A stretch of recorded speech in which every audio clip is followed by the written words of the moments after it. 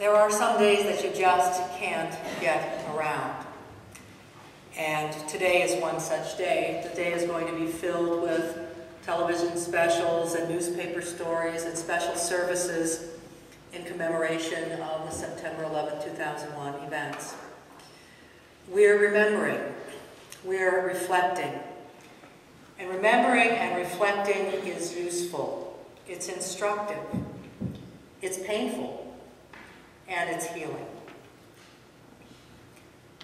Lord Byron wrote, "The heart will break and brokenly live on."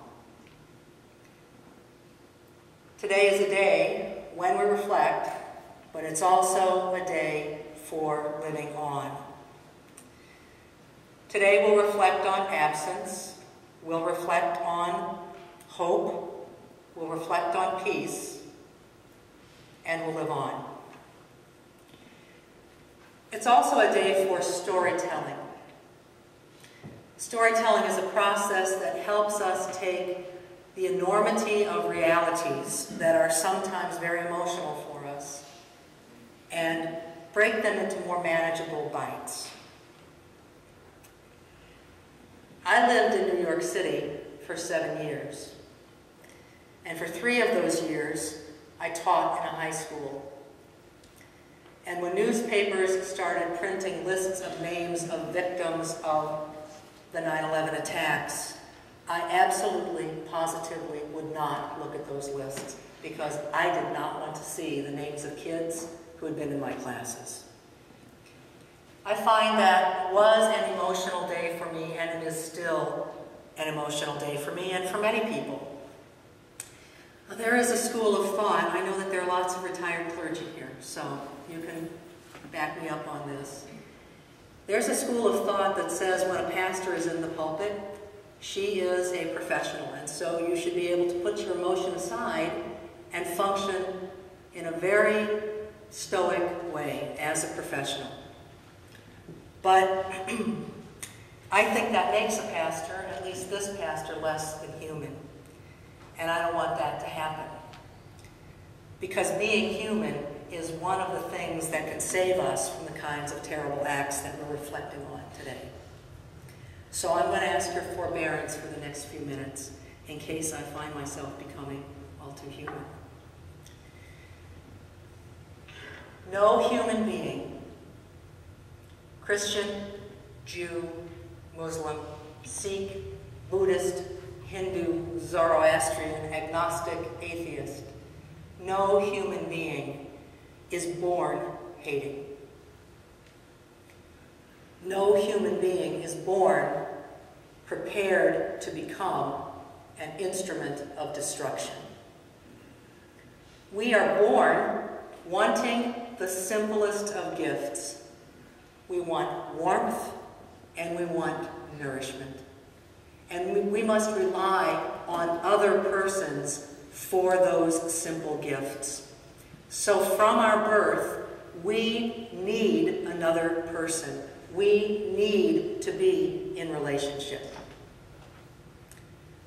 Now we are given some gifts simply by virtue of our genetic makeup, by the accidents of our birth. We are also set in some circumstances by that accident, if you will, set in a circumstance not of our choosing. And so early on, it's the choices of others that begin to mold us. But at some point, it's time for us to choose for ourselves. Those of you who have had teenagers understand a little about this happening. Those of you who have been teenagers understand a little about this happening.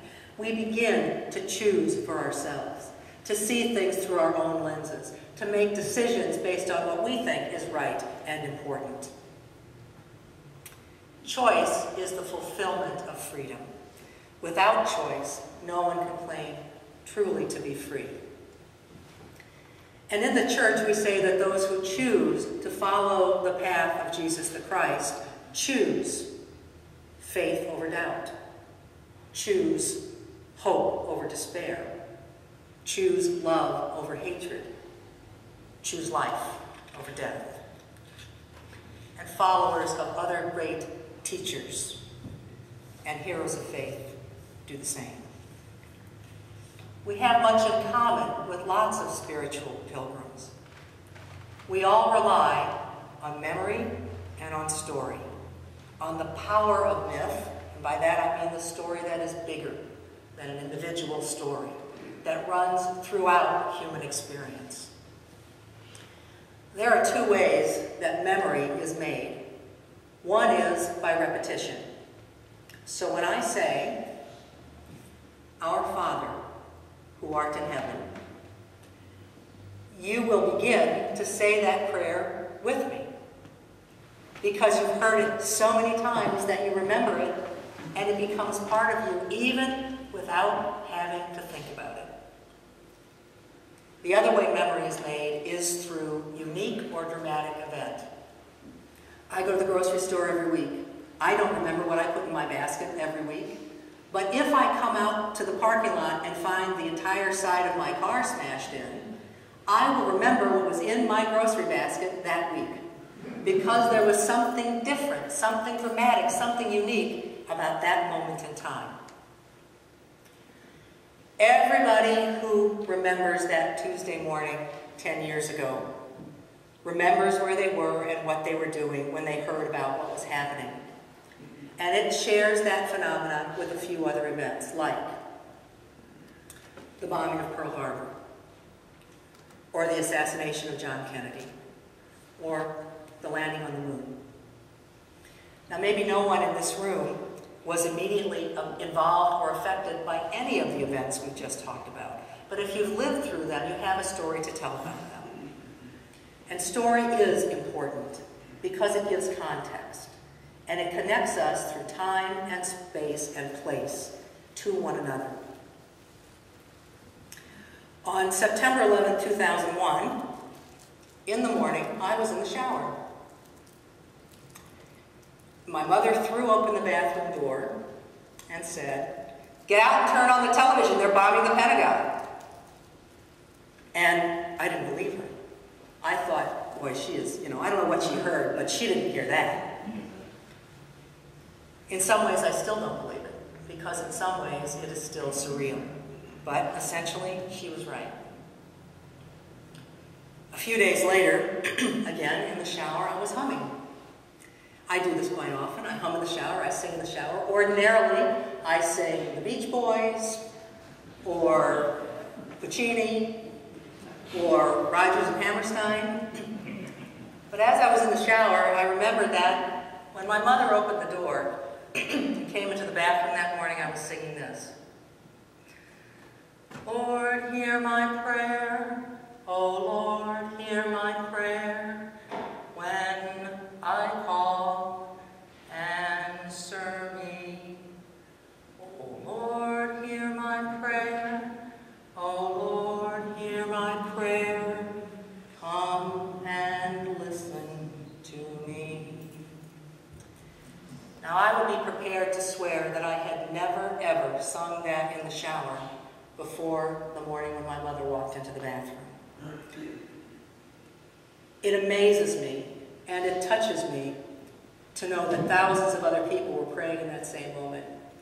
Now, I was praying in a very light rain of water, and thousands of those people were praying in a very fiery hail. And yet we were all praying together. And somehow I am never able to hear that chant without thinking about that. I think that I pray it again for the souls of those who were lost and those left behind grieving, truth to be told, including me. Sometimes I think it can help us deal with a lot of emotion by sort of looking at hard and cold facts, and so I did a little of that in preparation for this morning as well. And some of these things you already know about the numbers of people affected by things that day. The New York Port Authority says that at 8:45 on any given morning, the typical number of people in the World Trade Center was 14,454. While those attacks that morning were directed at the United States, citizens from 90 countries died. This number changes from time to time, and undoubtedly will do so again, but the number of victims who died as a result of the attack, 3,120. There were 19 hijackers on 4 planes with and 27 ordinary passengers and crew. 55 victims were in active military service, and they were all at the Pentagon. The youngest victim was 2 years old. The oldest was 86. 343 firefighters and 23 New York City Police Department officers died at the towers. And for me, the most upsetting and terrifying statistic is that approximately 200 people fell or jumped in their deaths from those burning buildings. In the face of all that death and sorrow, there was also birth and joy that day. 10,000 plus babies were born and are celebrating their 10th birthday today. 10 years old is a pretty great age, and by now they know that they were born on a day that will always be remembered. So I reflect on these things, and I reflect on how today's scripture lessons may touch on them, and I'm not sure that I really want to hear Jesus talking about forgiveness today. But as I think about that, I'm also aware that if I don't want to hear him talk about forgiveness today, how can I believe that I'll want to hear him talk about forgiveness tomorrow, or the day after that, or 10 years from now? Forgiveness's greatest challenge isn't hatred. I don't even think it's apathy, and I don't think it's sin. I think it's fear. It's fear that will seem weak if we find a way to hold on to forgiveness.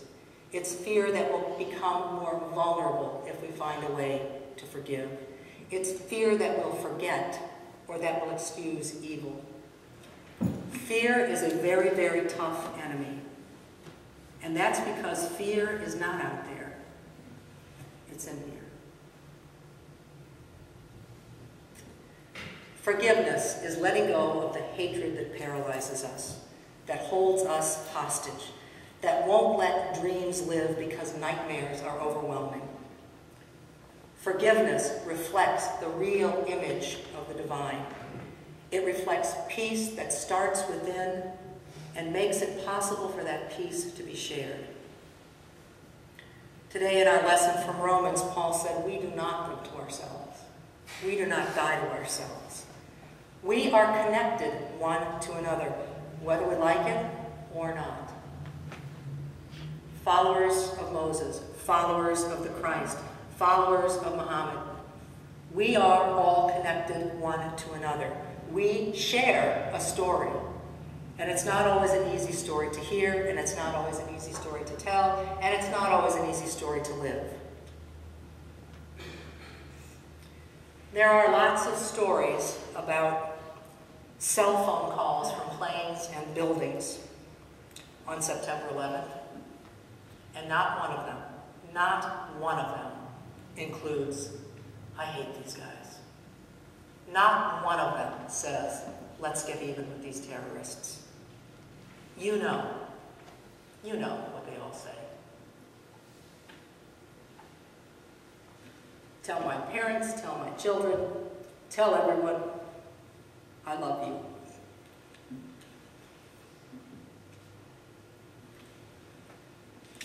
If that isn't a powerful testimony to what's really important, then I don't know what is.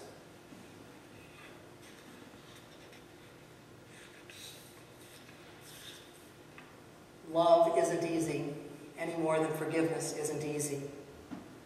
These things are not for the faint of heart.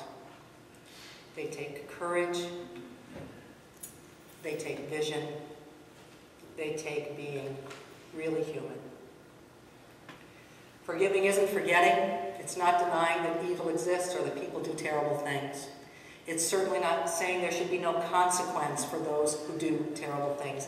And we can go back to Romans. Each of us will be accountable to God.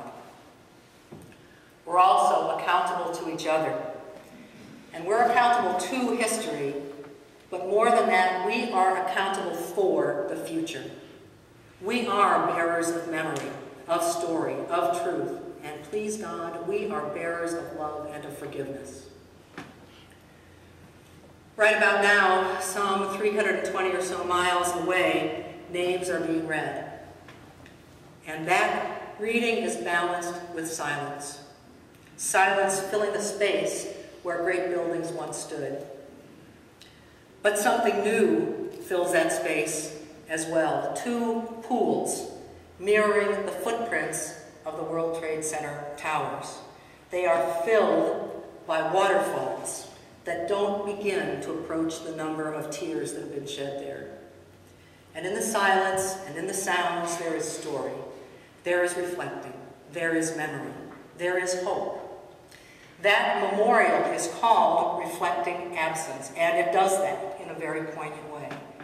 But it reflects a lot more than that. It reflects presence. It reflects the presence of the spirit, of commitment, of pride, of devotion, of thanksgiving, of hope for justice and peace in individual hearts and throughout the world. Thus, the heart will break, and broken